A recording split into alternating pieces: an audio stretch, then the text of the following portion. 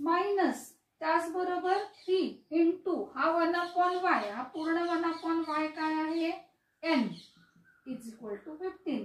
हे माझं equation number 1 तयार होईल. सेम मी इकडे सुद्धा असंच करणार आहे. हा 8, हा 1/x आहे.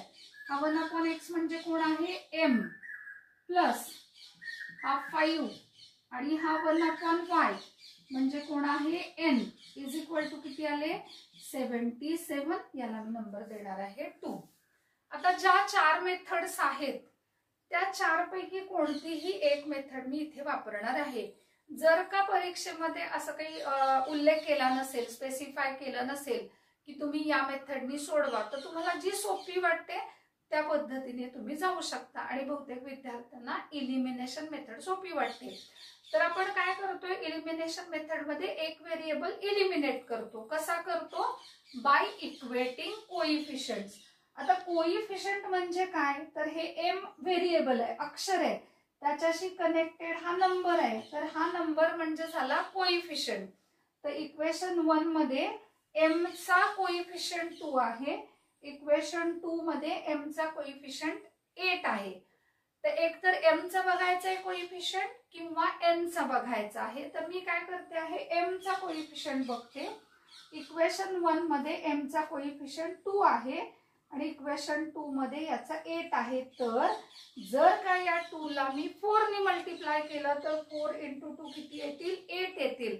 असं केल्यामुळे काय होईल, m चे कोइफिशियंट सेम होतील. म्हणून मी काय करते, पुढची स्टेप, मल्टिप्लाय इक्वेशन 1 बाय 4.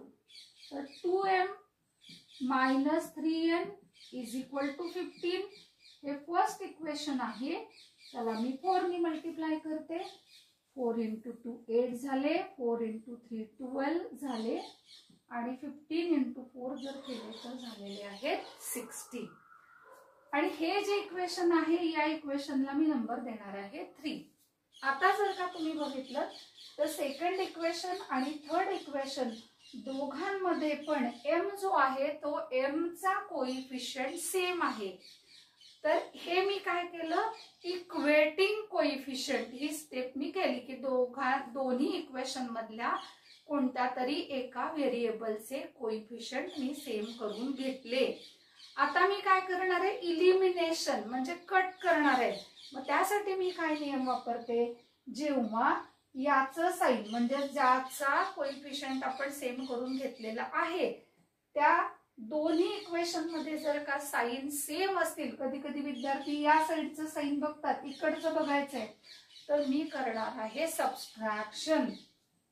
मग मी इथे म्हणते की सबस्ट्रॅक्ट, काय करूया, सबस्ट्रॅक्ट इक्वेशन 3 अँड इक्वेशन 2.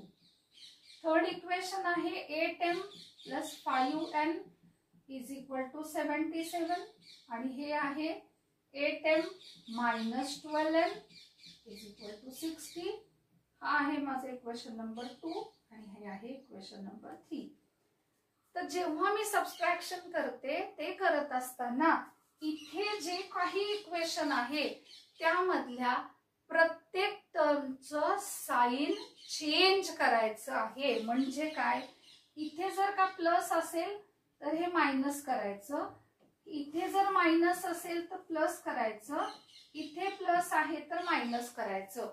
बरेच वेळेला काय होतं, विद्यार्थी इथे मायनस साइन देतात, पुढे साइन चेंज करत नाहीत, किंवा जे चेंज केलेलं साइन आहे ते असं जर का तुम्ही ब्रॅकेट मध्ये लिहिलं तर तुम्हाला लक्षात येईल की आपण बदललंय. आता हे plus 8m minus 8m cancel होईल. 5n आणि 12n झाले 17n आणि 7 मायनस 60 जर केलं तर येईल 70. n इज इक्वल टू आला 17 डिवायडेड बाय 17. n ची व्हॅल्यू मला मिळते 1.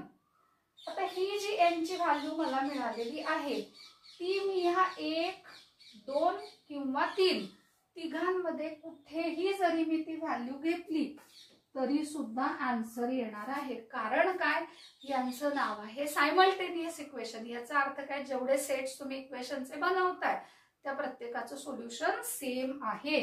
मग काय करायचं अशा वेळेला, सगळ्यात सोपं इक्वेशन सिलेक्ट करायचं. मग put the value of n in equation number 1. तर फर्स्ट इक्वेशन आहे 2m minus 3n is equal to 15. 2m minus 3n चा अर्थ झाला 3 इंटू n ची व्हॅल्यू ती घेतली 1. 2m मायनस हे आले 3 इज इक्वल टू 15. आता हे 3 मायनस आहेत, इकडे गेले ते प्लस होतील.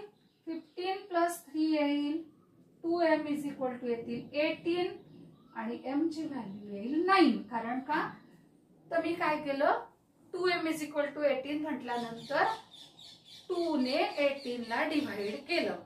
आता एवढं सगळं झाल्यानंतर काय झालेलं आहे मंडळी, आपल्याला m आणि n यांच्या व्हॅल्यूज मिळालेल्या आहेत. पण मूळ जो क्वेश्चन आहे, मूळ जो काही प्रश्न आपण सोडवायला घेतलेला आहे, त्या प्रश्नामध्ये आपल्याला m आणि n ची व्हॅल्यू काढणं अपेक्षित नाही. मग कशाची व्हॅल्यू काढायची आहे, तर x ची काढायची. मग आता 1/x is equal to m आणि मग 1/x इज इक्वल टू माझी व्हॅल्यू काय आलेली आहे 9.